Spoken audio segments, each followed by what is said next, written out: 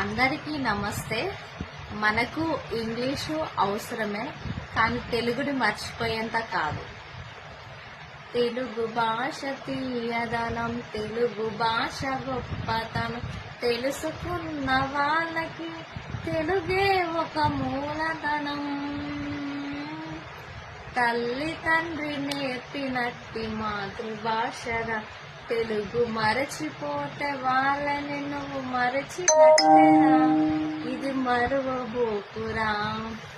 పరభాష జ్ఞానాన్ని సంపాదించు, పరభాష జ్ఞానాన్ని సంపాదించు, కానీ నీ భాషలోనే నీవు సంభాషించు. తెలుగు భాష తీయదనం, తెలుగు భాష గొప్పదనం, తెలుసుకున్న వాళ్ళకి తెలుగే ఒక